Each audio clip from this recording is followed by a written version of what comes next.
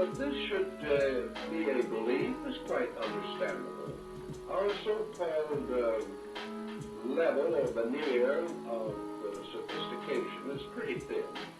And beneath the surface of our so-called mental advancements and attainments, there is still very much of the primitive and very much of the frightened. We all live very largely influenced by fear. And fear is a mysterious thing and is most deadly and most dangerous when the object of that fear is most difficult to isolate or distinguish. Blind fear is the most terrible thing of all, because there's no way you can open your eyes for it. It is simply there as a terrible compulsion to terror within yourself. And nothing that man has ever developed in the form of sophistications apparently can touch this basic atavistic anxiety which is within him. So we are all born with it. We all have to struggle with it. And we all have to solve it much as we solve every other problem in life. Mostly by common sense. Also by building positive beliefs or convictions that are larger than the negative ones. If we would sit down quietly by ourselves, perhaps, and think some of these things through, we would be forced to make decisions. But by the time we are thoroughly frightened, we are in no mood to make decisions. The immediate terror is greater than any judgment that we can be expected to focus on the situation. So the same problem that answers ignorance in every other form must be applicable to this form. The only answer lies in the individual developing within himself positive resources of understanding and insight that simply will not permit him to take on negative and essentially destructive attitudes. Am I too afraid? Is it just the truth? Is this what I've played? Is this something new? Tell me why I'm here, why I'm filled with fear. I just want to know where we go and where we come from. Are we one, constantly rerunning through my mind? My kind are all around by design. We are a sphere, we are here, and this it could be our year. So let's get something clear. We are what we make, what we put out in the world. We are what we take, what we give back to the world. We are creation and destruction, love and hate. Yeah, yeah, yeah, yeah. Can you feel that little something? Hold on to that little something. Can't you feel that little something spinning?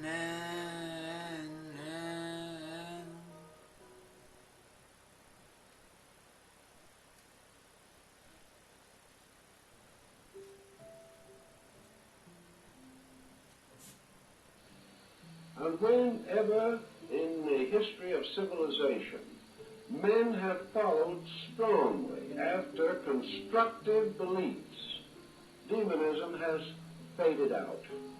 whenever these beliefs were themselves compromised and men fell back again upon their terrors, demonism increased again.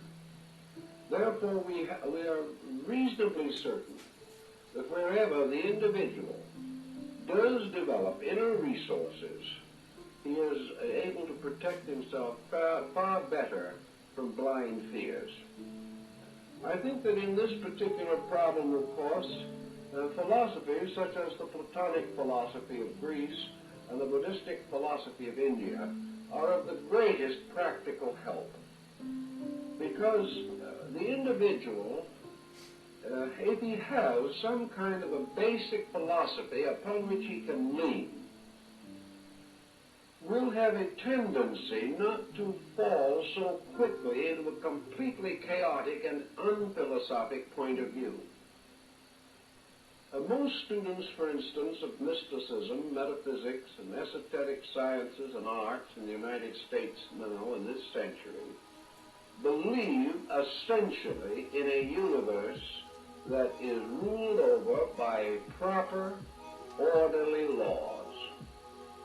Most mystics and most of those persons who by nature and temperament might possibly come under the pressure of too much belief in invisible forces in life, most of these people claim sincerely that they believe in a good God. They claim one of two things: either that God is good, or if they're rank materialists, that God does not exist.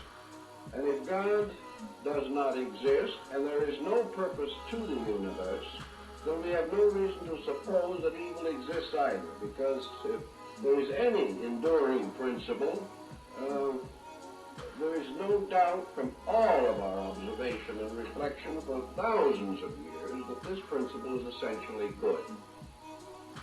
So if we believe, for example, as in Platonism and Buddhism, that this universe is the product of a divine mind, that this divine mind of itself is inevitably and eternally good, and by the very nature of itself produces out of its own nature only good. If this universe, therefore, is a product of divine consciousness and is ruled over by just laws, wherein all the heaven and earth of justice is their place for psychic plaguing of one person by another, something has to be wrong in the picture somewhere. If a person is subjected to psychic malpractice, which he hasn't earned, which he doesn't deserve, and for which he has no way of protecting himself reasonably, and he must endure this because some other person wishes to take advantage of it, and the one person is not punished for his evil, and the victim is not protected against this evil, what happens to the concept of universal law and order? Well, the answer of the afflicted person usually is that the universe of law and order is a long way off, somewhere in space, and the difficulty of the moment is right here. And this is considered to be irrefutable. But the more we think about it, the more we realize there has to be something wrong with the picture. We have to realize that if it were true that by means of the faculties that we are normally endowed with, we are capable of exercising extraordinary malicious influence over other minds, if it is possible for a mind, for good or for ill, to control the life or destiny of another human being, simply because this mind is stronger and the other mind is weaker, and the weaker mind has no defense whatever, we would be in a situation in which the whole world could very well become involved in what might be termed psychic warfare. We would have no out for this situation. In the 1940s, there were probably 300 or 400 million minds, strong minds, many of them, minds of persons horribly hurt and injured, millions of persons going out like the haunting ghosts of antiquity, with all his hatred headed straight at one man, Adolf Hitler. And yet it took the combined armies of the Western powers to finally bring this man to his end in a bunker in Berlin. He was under the most terrible mental pressure imaginable. I personally know individuals who claim to be well up in magic, who were working night and day to destroy him by magical means. All he did was take on some more territory and take another nation over. There's no outrunning 5G, and it's rolling out as we speak. Instead of trying to beat it, I think we need to transcend it. So the term moonshot is a term for our time. And hundreds of millions of minds with just cause for the greatest hatred. Didn't get very far with him. What finally got him was himself. The same might be true of Mussolini. The same was certainly true of Joseph Stalin. The probabilities are that almost as great an amount of hatred was turned against Wilhelm Hohenzollern II, who passed a pleasant and quiet old age in Holland. Why? If one individual can, by means of mental suggestion, destroy my life or your life, how is it that they can never seem to get the fellow that needs trouble the most? They don't get him. He keeps right on going. And the reason why he almost certainly keeps on going is because he doesn't believe that these other people can do it. He is so sure of himself. Hohenzollern with his me and God. Hitler, the man of destiny. Napoleon, the man of destiny. It was their own arrogance, their own conceit, their own stubborn unwillingness to listen to anyone else that finally destroyed them. But the sorrow, the pain, the agony of minds did not do it. The prayers lifted up against these tyrants did not seem to operate very effectively. And yet we like to assume that these same forces that cannot touch these men, even when augmented several millions of times by concerted thinking, that one lonely character of uncertain mind can destroy us. Actually, we have to re-evaluate this entire situation. And it is a little difficult to do because there are things we so desperately want to believe. And there is nothing that we want to believe more than that which we see, that which we hear, and that which occurs so directly and intimately to us that there seems to be no possible way of evading or avoiding the situation. What we see that happens seems so factual that we cannot escape it. Now, in the Buddhist philosophy, we have these repentant onis, miscellaneous secondary demons, who more or less finally went to the robe and became good Buddhists themselves. And what do we have as the answer to the rest of the problem in Buddhism? There is one thing, and that is perhaps the most important key to all. There is one legitimate cause for the individual to be in trouble, and that is karma. Now, karma is not a monster. It is a good law, absolutely necessary to us. But like the Mio of China and Japan, the ferocious-faced deities were always smiling in a kind of a wicked, sardonic way, as much as to say, I shall have you for breakfast. These Mio, or Fudo Mio, represent karma. And they represent the inevitable power of retribution. And to the Eastern way of thinking, karma is this thing which is itself a divine good appearing to us in a horrible and destructive and unfortunate and unpopular appearance. In both Platonism and Buddhism, an individual has to be in need of some type of punishment, or it doesn't come to him.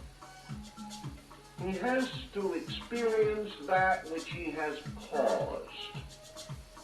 Let us say, for example, that back somewhere in the Middle Ages, a second or third-rate sorcerer appeared who really believed, perhaps, that he could use these evil forces for his own advantage. Perhaps he didn't use them really for his own advantage. Perhaps he didn't even know whether he did or not. All he knew was that when he prayed that a person would die, that person would sicken and die. And it was obvious, therefore, that his prayers had done it. We know today that this does not necessarily constitute the answer, but as far as our medieval sorcerer is concerned, he may have believed it. So we might assume that all the way down through time, there have been individuals who have sold their souls for wealth, for power, for the fulfillment of their ambitions, and for the fulfillment of their appetites. These individuals have conspired against the public good. They have cheated and stolen and bribed. They have done all kinds of unpleasant things. Perhaps when they did them, they thought it was all right to do them. We've got a whole generation of people now making the most stupid possible mistakes with a very good attitude on the whole thing. I've talked to people recently who have admitted frankly that they see no reason why they should not get the last dollar they can, no matter who they take it from. The problem is now you're respectable if you get the dollar. How is no longer a problem or a question. So people compromised their principles down through time.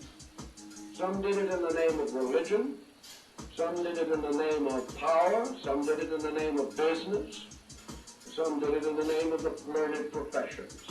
But they exploited. They took unfair advantage. They used knowledge and skill to hurt with. And this essentially is black magic. They used the intelligence which they had to enslave other people instead of to free them. They used their scientific skill to make objects and weapons of destruction. We're producing a lot of them right now. But they took the God-given faculties that man has and have used these faculties to terrorize other people, to destroy the securities of living, and to leave this world perhaps a barren sphere in space if someone doesn't come along and straighten out the problem of the temple. Well, these people, unfortunately, are subject to a law that they don't know anything about, most of them. And that is the law of cause and effect. These individuals have set up compensations. They have set up compensations not merely because they were ignorant, because nature takes ignorance into consideration. They are setting up compensations because they know they are wrong, and yet they prefer to do it that way. Every time we get mad at someone, we know we are wrong, but we keep on doing it. And after a while, we have a thrombosis, which is the way nature catches up with us.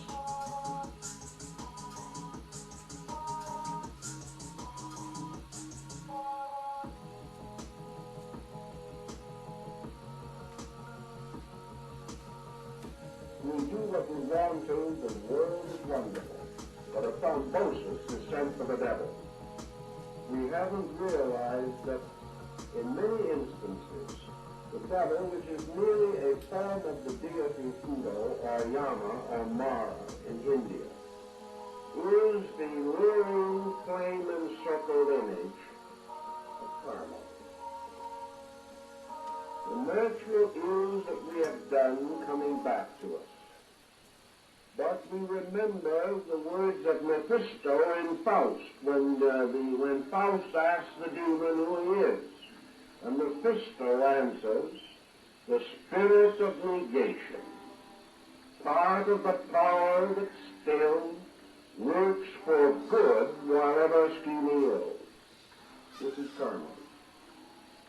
In other words, the demon is simply the long way toward the good, the roundabout way through the mistakes that man himself makes. So there is one way in which things can go wrong with us that we cannot explain. Paracelsus, who probably is accredited with knowing more about demons than any other medieval figure, tells us that there are no miraculous circumstances in life. That a miracle is only the effect, the cause of which is unknown, but that cause must be equal to the effect that it produces. So what we term psychic persecution today is an effect. There has to be a cause for it. And where are we going to find the cause?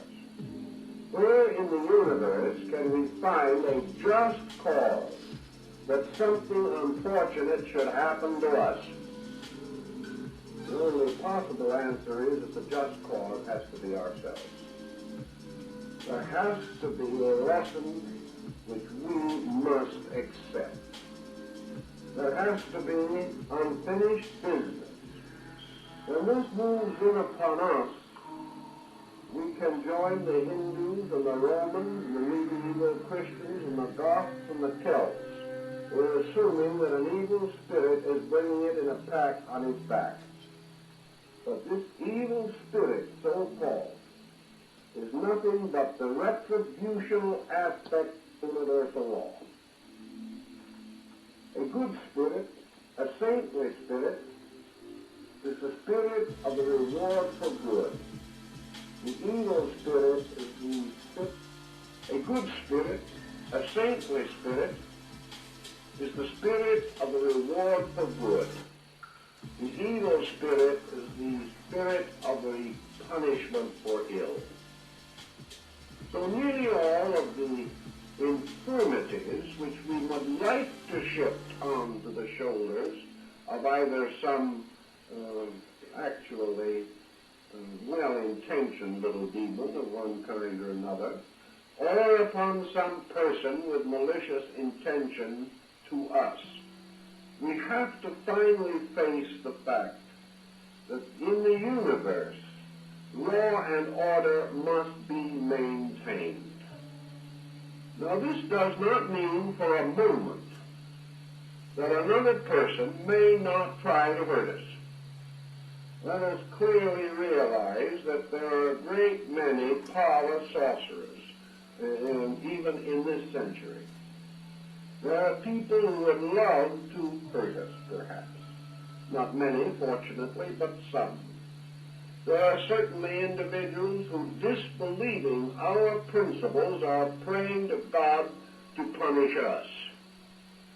Perhaps they have entirely misunderstood and misjudged us, but we are not receiving any constructive mental influences from them. They believe the worst